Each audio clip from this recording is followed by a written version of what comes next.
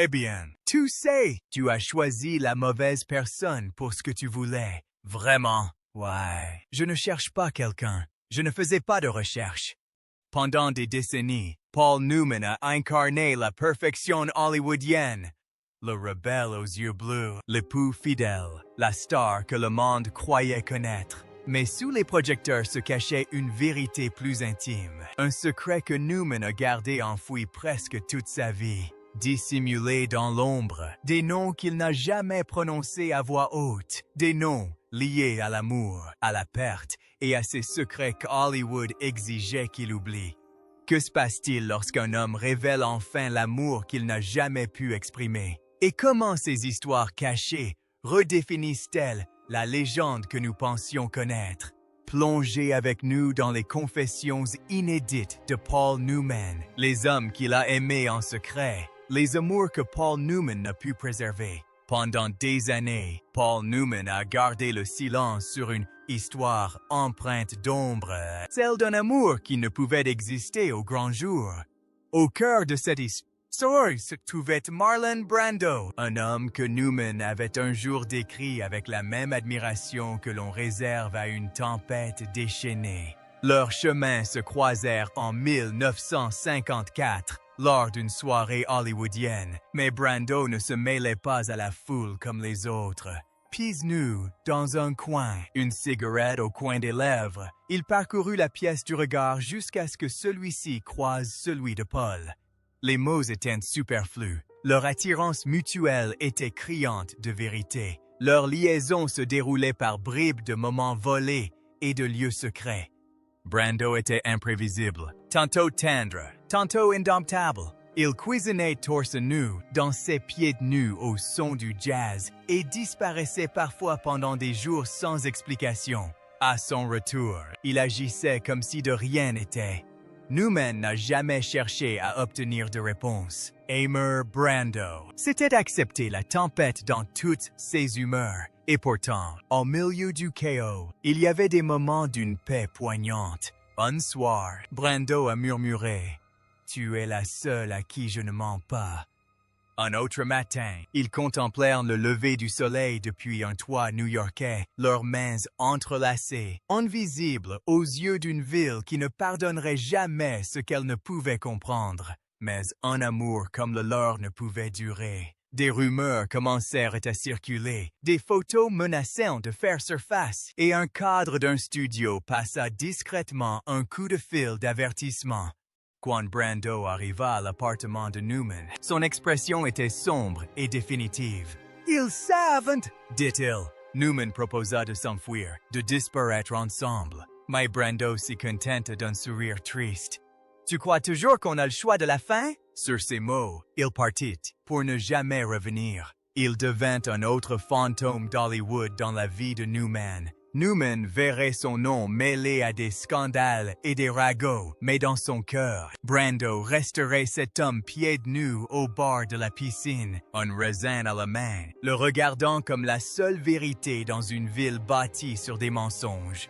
Newman conserva une seule carte postale de Brando, représentant une maison en flammes, avec 4 mots troublants au verso. On aurait pu avoir ça si Brando fut la tempête qui s'abattit sur Newman. Sa prochaine aventure amoureuse fut l'étincelle qui brûla trop vite. L'étincelle que Paul Newman n'oublia jamais. Leur rencontre n'eut pas la même intensité que celle de Brandon. Elle se déroula discrètement dans les recoins ombragés des studios Warner Brothers. Dean était encore un nouveau venu à Hollywood, et il possédait un magnétisme étrange qui semblait le suivre partout. Paul, plus âgé et plus expérimenté, pensait avoir appris à se protéger, mais Dean le désarma. Quelque chose chez le jeune acteur lui faisait se sentir à nouveau comme à 17 ans. Tout a commencé par des regards furtifs. Paul se souvenait d'avoir surpris Dean en train de l'observer de l'autre côté d'un plateau de tournage. Au lieu de détourner le regard, Dean s'était contenté de sourire, lentement, avec assurance, comme s'il savait déjà où cela allait mener. Leur premier baiser eut lieu dans une voiture garée par une nuit pluvieuse. Les vitres étaient embuées. Le silence pesant Dean s'était penché et avait murmuré « Tu ne te lasses jamais de faire semblant ?» Paul ne répondit pas. Au lieu de cela, il l'embrassa. Pour la première fois depuis des années, cela lui parut réel, mais ils ne pourraient jamais officialiser leur relation. Hollywood ne l'aurait jamais permis, mais à l'abri des regards, ils vécurent pleinement leur amour. Ils filaient à travers Laurel Canyon lors de virées nocturnes, leur rire résonnant dans la nuit. Ils buvaient du café dans des restaurants à l'éclairage tamisé, assis un peu trop près les uns des autres, défiant quiconque de les remarquer. Parfois, ils s'échappaient à Palm Springs, où ils nageaient dans des piscines privées, échangeaient des baisers volés et vivaient des week-ends entiers sans mensonge. James était fougueux à sa manière, mais plus doux que Brando. Il n'hésitait pas à exprimer ses émotions, même si elles l'effrayaient. Un soir, allongé sur le sol de l'appartement de Paul, il devint grave. « Si je meurs jeune, promets-moi de leur dire qui j'étais vraiment. Pas l'image, pas la veste. Moi, Paul l'a promis, sans se douter qu'il serait bientôt mis à l'épreuve. » Le 30 septembre 1955, l'accident de voiture de James Dean met fin à tout. Il n'avait que 24 ans. La nouvelle frappa Newman comme une balle. Pendant des jours, il s'enferma, volets fermés, refusant de parler. Aux funérailles, il resta à l'écart, silencieux et invisible, vêtu d'une veste en cuir que James avait jadis essayée devant le miroir, arborant un sourire d'enfant. Paul portait le deuil en silence.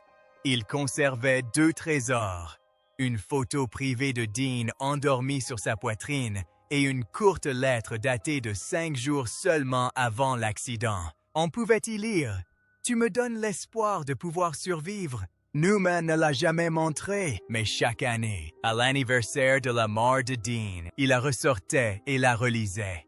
Plus tard, interrogé sur l'amour, Newman parlait avec prudence. « Il a été ce qu'il y a de plus beau dans ma vie et ce qui a disparu le plus vite. » Leur histoire n'a duré que quelques mois, mais Paul Newman n'a jamais nié ce que Dean avait représenté pour lui.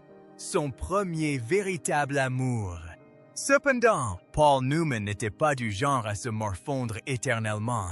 Il se retrouva bientôt pris dans un nouvel engrenage d'aventure, une blessure que Paul ne put jamais guérir. Paul le rencontra pour la première fois en 1956, lors d'un dîner. Monty était assis seul à l'autre bout de la table, un verre de bourbon à la main, fredonnant faiblement. La tristesse qui semblait se lire dans son regard attira Paul. Paul prit place à côté de lui. Ils échangèrent à peine quelques mots ce soir-là, se contentant de fumer une cigarette, d'écouter de la musique et de rester assis dans un silence qui, d'une certaine façon, semblait plus éloquent que les mots. Quelques jours plus tard, Monty l'appela et d'une seule phrase, il eut l'impression d'être le seul refuge de la ville. Quelque chose de fragile a commencé. Ce n'était pas vraiment de l'amour, ni seulement de l'amitié. C'était délicat. Et votre mère, j'espère qu'elle va bien. Nous ne nous sommes jamais rencontrés, vous savez, mais j'ai entendu parler d'elle de temps à autre. Et elle a écrit « Lien indéfinissable ». Monty était un homme de secrets. Des secrets à n'en plus finir, qu'il laissait rarement entrevoir. Il savait trop bien comment Hollywood broyait les hommes comme lui, les remodelait ou les effaçait complètement. Pourtant, avec Paul, il baissait sa garde juste assez. Ensemble, ils savouraient des instants de paix volés à l'occasion. Ils passaient des nuits entières, allongés par terre, échangeant des vers de poésie et se passant une bouteille de gin. Le week-end, ils se réfugiaient dans des cabanes isolées où ils pouvaient vivre comme des inconnus, à l'abri des caméras et des questions. Un soir, Monty murmura quelque chose que Paul n'oublia jamais. « Si je meurs jeune, faites en sorte qu'on sache que je n'ai pas été épargné. » C'était comme s'il pressentait déjà ce que le destin lui réservait. Cette même année, la tragédie frappa. En mai 1956, en quittant le domicile d'Elizabeth Taylor, Monty s'écrasa en voiture contre un poteau téléphonique. Sa mâchoire fut immobilisée par des fils de fer, son visage défiguré à jamais. Hollywood, qui l'avait jadis adulé, ne lui apporta aucun réconfort. Au lieu de cela, elle se détourna en silence. Les appels téléphoniques cessèrent. Les rôles s'amenuisèrent et l'admiration disparut. Pour Paul, ce n'était pas l'accident qui l'avait vraiment brisé. Ce fut l'indifférence cruelle qui suivit. Paul lui rendait visite pendant sa convalescence, lui apportant des fleurs et lui lisant à voix haute leurs poèmes préférés. Monty parlait rarement. Il fixait le vide par la fenêtre, comme s'il s'était déjà coupé du monde. Peu à peu, ils s'éloignèrent l'un de l'autre, victimes d'une force qui les dépassait. En 1966, Monty fut retrouvé mort dans son appartement. La cause officielle du décès fut une crise cardiaque, mais Paul admit discrètement n'y avoir jamais cru. Monty n'est pas mort en 1966. Il est mort le jour où il a compris que le monde ne lui permettrait jamais d'aimer ouvertement. Des années plus tard, Paul découvrit une enveloppe oubliée dans un tiroir. À l'intérieur se trouvait une photo floue de deux, souriant dans une cuisine éclairée. Audos, Monty avait écrit « Je n'ai jamais été courageux, mais avec toi, j'ai songé à essayer. » Mais toutes ces relations ne se sont pas terminées par des tragédies fatales. Le secret qui a permis de survivre. Lorsque Paul Newman a croisé le chemin d'Anthony Perkins, le jeune acteur était déjà célèbre et vivait déjà dans la clandestinité. Son rôle glaçant dans Psychose l'avait rendu célèbre, mais le public ignorait tout de la terreur qui régnait hors des plateaux. Derrière un sourire poli et une voix douce se cachait un homme qu'on avait conditionné à s'effacer pour survivre. Dès la signature de son premier contrat, Hollywood avait commencé à le modeler. Agents, réalisateurs et attachés de presse ont œuvré sans relâche pour que le monde ne confonde jamais sa sensibilité avec ce qu'elle était réellement, son homosexualité. On lui a conseillé de baisser la voix, de marcher différemment, de sourire avec plus d'assurance, de fréquenter des femmes devant les caméras et de ne jamais s'attarder trop longtemps sur le regard d'un autre homme. Chaque geste devait être répété, chaque regard surveillé.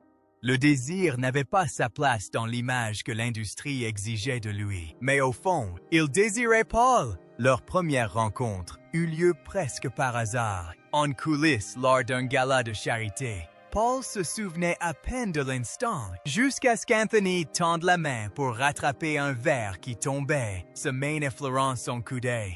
Il ne s'est pas éloigné assez vite, et en une fraction de seconde, Paul a ressenti une étincelle, non pas de désir, mais de reconnaissance. Plus tard dans la nuit, ils se sont retrouvés sur un toit, les jambes dans le vide, tandis que Los Angeles scintillait en contrebas. Anthony posait des questions inhabituelles, de celles qui révélaient son cœur tourmenté.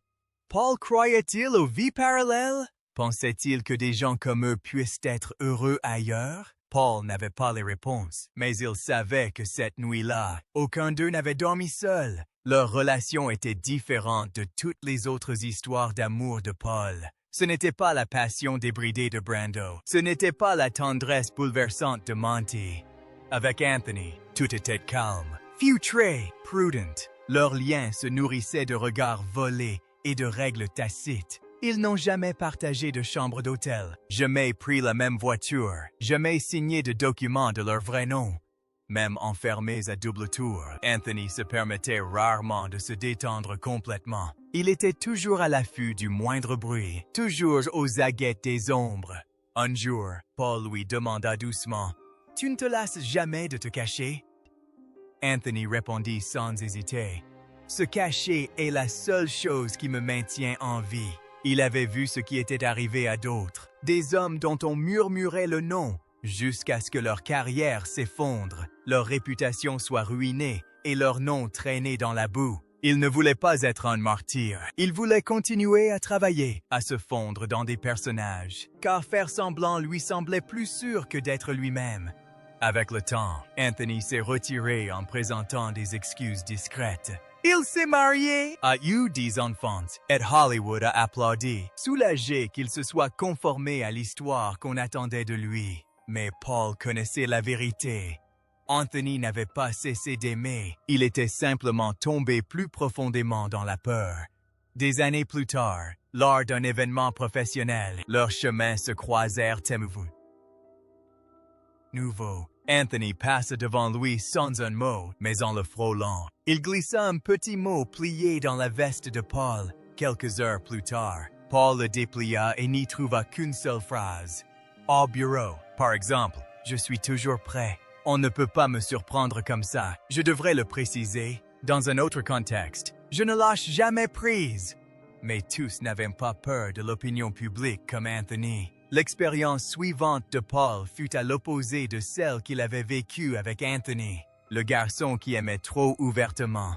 On disait souvent que Sal Moneo avait une fraîcheur presque trop pure pour Hollywood. Lorsque Paul l'a rencontré pour la première fois, il a remarqué que Sal n'avait pas encore été endurci par le milieu.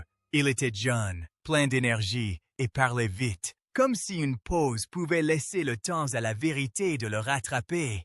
Contrairement à beaucoup d'autres, Sal n'avait pas appris à dissimuler ses sentiments. Il venait de terminer le tournage de La Fureur de vivre et la presse le présentait comme la prochaine grande star. Derrière ses gros titres élogieux, pourtant, il n'était encore qu'un jeune homme plein d'espoir, ignorant toutes les règles impitoyables qu'Hollywood imposait aux hommes comme lui.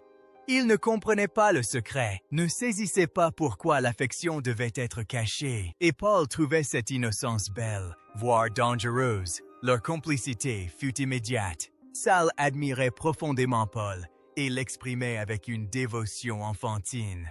Il griffonnait des petits mots couverts de cœur, dessinés, laissait des messages vocaux tard dans la nuit, juste pour entendre la voix de Paul, et souriait d'une manière qui trahissait ses sentiments, contrairement aux autres. Sal ne murmurait pas son amour, il le montrait ouvertement. Il prenait la main de Paul en public, prononçait son nom d'une voix douce qui s'éternisait et le regardait sans détour. Rien de tout cela n'était destiné à provoquer un scandale. C'était simplement la façon dont Sal aimait, à voix haute. Un soir, assis face à face dans un box faiblement éclairé, Sal prit son courage à deux mains, les mains tremblantes. Il demanda à Paul de s'enfuir avec lui. Il lui dit que ce n'était pas forcément pour toujours, juste le temps qu'il cesse de penser que leur amour était immoral. De la poche de son manteau, Sal sortit d'un petit écrin de velours noir. À l'intérieur se trouvait une simple bague, ce qui figea Paul sur place. Il voyait devant lui un garçon qui méritait d'être accepté de tous, et pourtant, Paul ne ressentait que le poids de sa propre peur. Il se disait qu'il était trop vieux, trop fatigué et trop prudent pour offrir à Sal la vie qu'il désirait. Alors, d'une voix douce, il refusa. Sal sourit comme s'il comprenait, mais Paul remarqua que ses yeux ne sourirent plus jamais pleinement. Malheureusement, en février 1976, le drame survint. Sal fut poignardé à mort devant son appartement à Los Angeles. Il n'avait que 27 ans. Sa vie fut fauchée en un instant de violence insensée. Le monde entier fut sous le choc, mais pour Paul, la perte fut d'autant plus douloureuse. Il n'assista pas aux obsèques, mais envoya des lys, les fleurs préférées de Sal, enveloppées d'un ruban gris. Toutes ces histoires d'amour n'avaient pas commencé par un coup de foudre, et sa liaison suivante en fut la preuve. Le rival qu'il ne pouvait haïr, Paul Newman et Steve McQueen n'étaient pas censés être amis. Steve dégageait une énergie brute et indomptée, celle d'un homme qui vivait au gré de ses impulsions. L'Amérique l'adorait pour cela, et la presse se délectait de le comparer à Paul. Il présentait l'affaire comme un duel, l'homme distingué contre les hors-la-loi imprudents. Au début, Paul joua le jeu. Il jugeait Steve indiscipliné, allant jusqu'à dire que McQueen se comportait comme si personne n'avait jamais osé lui dire non. Pourtant, derrière l'agacement apparent de Paul se cachait une tension plus palpable, impossible à ignorer en leur présence. Cette tension atteignit son paroxysme lors d'une retraite caritative à Big Sur. Les producteurs avaient insisté pour qu'ils partagent une cabine, espérant que ce temps passé ensemble favoriserait une bonne entente pour un projet à venir. Comme prévu, ils se sont disputés sur tout. Les querelles ont fini par s'apaiser, laissant place à un silence pesant, chargé d'une tension indéfinissable. Alors Steve a comblé la distance et a embrassé Paul avec la ferveur d'un homme qui s'était retenu trop longtemps. Aucun des deux n'en a parlé le lendemain matin.